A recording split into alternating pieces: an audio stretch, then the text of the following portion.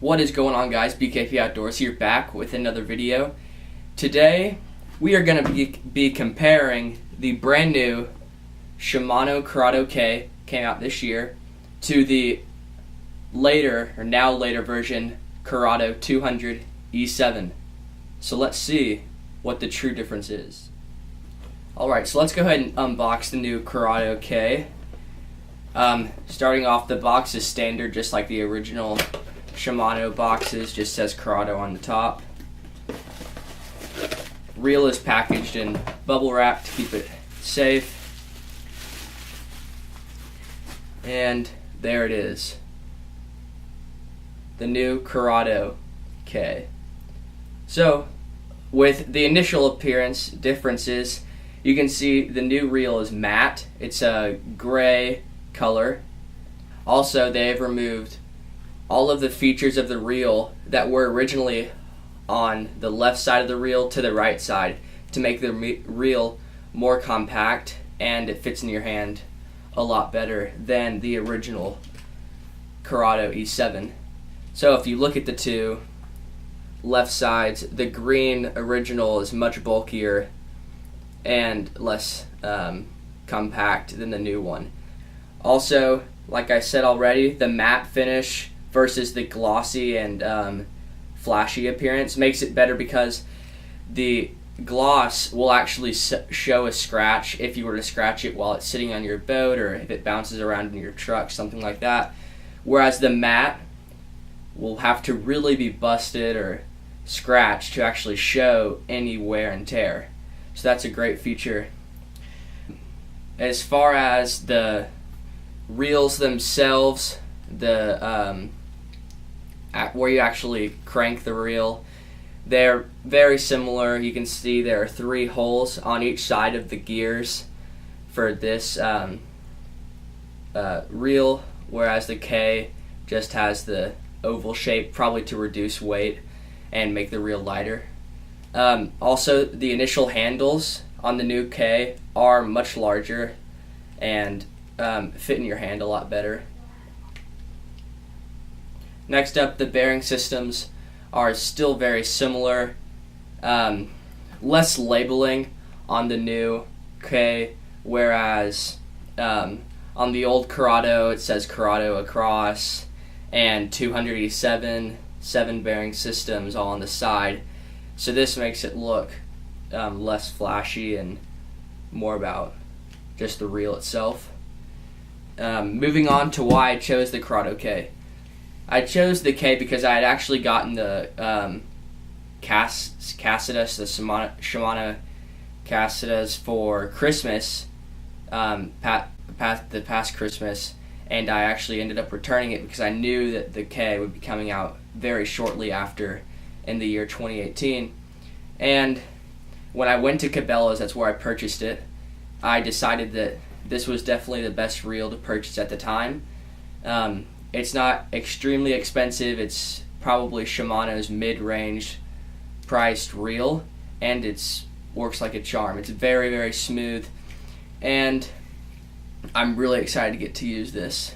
I did go with the standard gear ratio, which is a 6.2, because I can use it for slower fishing, like for the crankbaits and square bills. But then if I had to, I could also use it for a little bit faster fishing, like jigs and flipping under docks. It just won't be as fast as the Shimano Canaan, which is a 7.2-to-1, or one of my Lose reels. So let's go on to compare the spools and the brake system. Okay, now we're going to compare the brake systems between the original Curado and the new Curado K. Starting with the new one, zoom in and let it focus.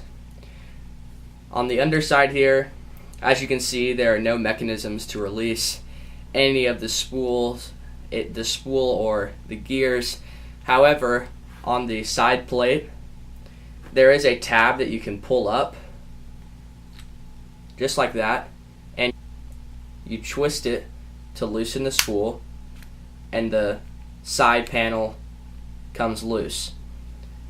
So on the old Curado, all you have to do is compress the side brakes to adjust how loose your spool is, and then if you want to take the spool out, you simply pull it out and you can clean the reel or do what you need to just by pulling it out like that. The Curado K, as you can see, there are mechanisms underneath the reel that you can unlock the spool with. All you have to do is use this trigger on the just below the side panel, pull it all the way down, just like that, and the side panel is spring loaded, so whenever you release, the side panel pops right out. And then all you have to do is spin it to the side and you can see the brakes, just like that. And then you flip each brake down to set the brake and make the spool tighter, or flip it back up to make the spool looser. And you always want to alternate brakes. So if you're setting 2 of the 4, then you want to set the 2 across from each other and leave the opposing ones up, or else the spool itself will be unbalanced and just won't work correctly. Come back, push everything back in, and flip the switch back up. So to finish off the video, I'll talk about how I'm going to use this reel. So since it's a 6:2:1 gear ratio, that means I can use it for any type of fishing. Like I said earlier, I can use it for crankbait fishing or something faster like jig fishing or maybe Senko fishing, Texas rig. I'll pair it mostly with my 7-foot medium heavy favorite 6-stick. That way I can just have this all around setup. Also, to be great to travel with if I know I'll have limited space on what I can take. If I take this setup with the versatile reel and rod, I can throw whatever I need to, whenever I need to, and hopefully catch fish. I will most likely use fluorocarbon on this just because it's a slower gear ratio, and personally I think fluorocarbon is much easier to handle with the slower gear ratio, and it's much easier to fish I would much rather have to fish a jig with fluorocarbon than to have to fish a crankbait with braid, since I'll be switching the tactics on this reel fairly often. So stay tuned and we'll see if I can catch some fish with the new Curado K. I will probably upload a video about summer heat fishing tactics, because here in Texas it's gotten up to 107, 108 degrees in the middle of the day, and we'll see if I can still catch fish using my new setup. So stay tuned. Thank you for watching BKP Outdoors.